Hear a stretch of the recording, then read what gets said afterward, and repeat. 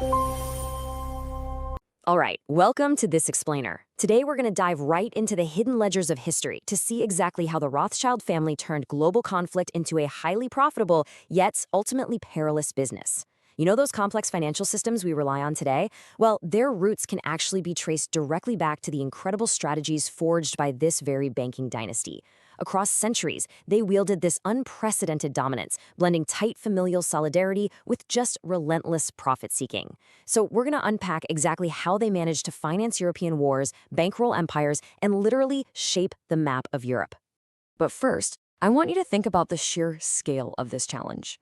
How exactly do you bankroll a century of brutal, endless war without completely bankrupting nations? I mean, if a country wants to fight, it desperately needs money to procure supplies and pay its troops, right? Especially when those troops are stationed far beyond its own borders. You can't exactly just print infinite domestic currency to pay for foreign goods.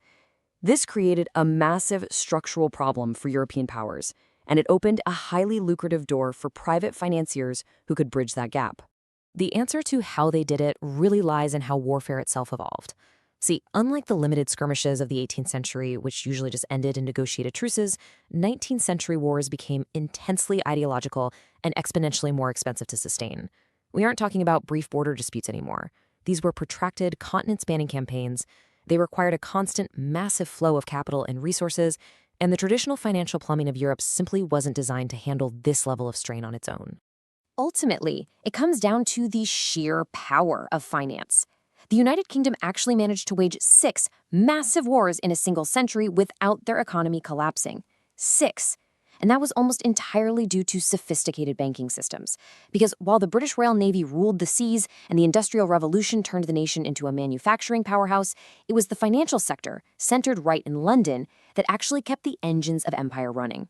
Okay, let's dive into our first major case study, the massive fiscal overstretch during the Duke of Wellington's campaign against Napoleon in 1814. So, Wellington was winning battle after battle in the Iberian Peninsula, pushing aggressively toward France. But then, he hit a wall.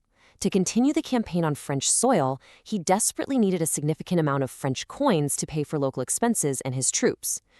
Without it, the campaign stops. It was a complete logistical nightmare for the British government. Enter Nathan Rothschild. He steps in and executes a maneuver that plays out almost like a financial heist movie. He catches wind that the East India Company had 800,000 pounds worth of gold for sale, and he just goes and buys all of it. He already knew the Duke of Wellington would need it, and he had even been quietly buying up Wellington's bills at a massive discount. When the British government inevitably came calling, desperate for the gold, they faced another huge problem. They didn't know how to physically get it to Portugal.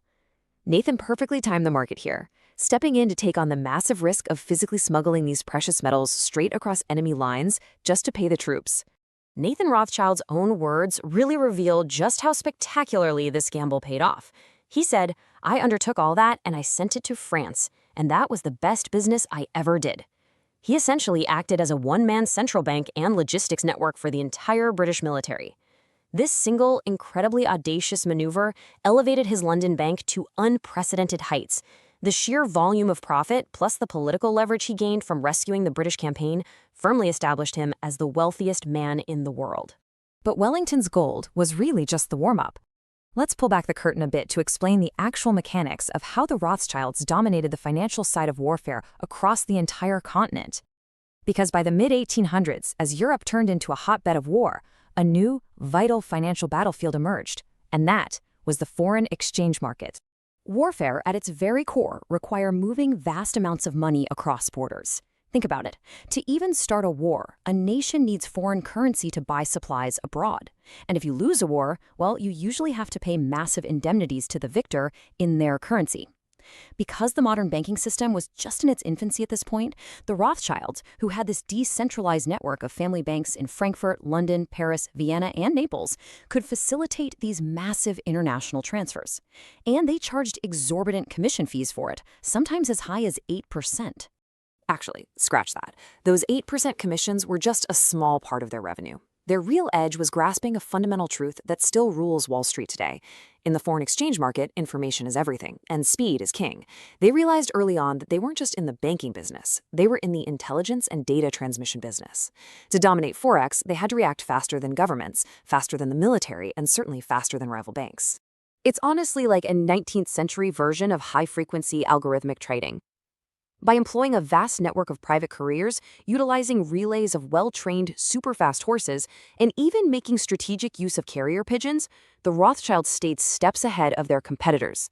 Literally, if a battle was won or lost, they knew about it before the kings and prime ministers did. This unparalleled information advantage made currency speculation their absolute most profitable venture. Now, executing this strategy required immense geopolitical foresight. Which brings us to a massive turning point, where their strategic restraint actually opened the door for a major rival. In 1870, tensions over territory led Napoleon III of France to declare war on Prussia, which was an outcome that perfectly aligned with the ruthless Prussian Chancellor Otto von Bismarck's plans for German unification. So the stage was set for a monumental clash, not just on the battlefield, but between two financial titans. Having financed wars for nearly a century, the Rothschilds possessed this uncanny ability to predict military outcomes. They accurately predicted France would lose to the formidable Bismarck, so they refused to lend money to the French government, effectively closing their vaults. But an American banker named Junius Morgan saw a totally different angle. Morgan also calculated that France would lose, but he recognized that France's highly efficient tax collection system basically guaranteed the loan would be repaid, completely regardless of the military outcome. So, through his syndicate, Morgan went ahead and raised over £10 million for the French army. And Morgan's calculated gamble paid off spectacularly. Just as Bismarck predicted, France was decisively defeated, losing territory and suffering the humiliation of the German Empire being proclaimed at Versailles. But the defeated French didn't default. In fact, they prepaid the bonds in 1873. This windfall netted Junius Morgan a staggering £1.5 million. It instantly propelled the House of Morgan into a formidable global force that would eventually rival and, in many ways, overshadow the Rothschilds in the 20th century. This rising competition leads us straight into the 20th century, where the sheer industrial scale of conflict changes the rules of the game entirely. The carefully calculated, heavily informed war financing that built the Rothschild empire was about to meet a force it could not underwrite, predict, or control. Because what happens when wars become so massive and globally destructive? Well, no amount of private banking foresight can control the outcome. The outbreak of World War I, triggered by the assassination of Archduke Franz Ferdinand, introduced trench warfare and just unbelievable casualty rates, millions of soldiers and civilians dead. The conflict was so total that it literally shattered the unified cross-border financial networks the Rothschilds had spent a century building. It's staggering to see how rapid the deterioration of their control really was. In just a few decades, they went from financing empires seamlessly across borders to finding their own family members fractured and fighting in opposing trenches during World War I. And the tragedy compounded mere decades later. When German tanks rolled into Paris in 1940, the French Rothschilds were in grave peril. Members of the family were forced to flee Europe for the United States or England to escape persecution, ultimately seeing their hard-earned assets seized and properties confiscated during the unimaginable horrors of World War II. So, to wrap up this explainer, I want to leave you with a final thought. When we step back and observe both the brilliant, revolutionary strategies they used to build an empire out of courier networks and foreign exchange, and the tragic, uncontrollable chaos that eventually fractured that very network, how should we view the true price of bankrolling history's greatest conflicts? It's a stark reminder that while the business of war can certainly build incredible fortunes, it ultimately unleashes forces that no ledger can ever truly contain.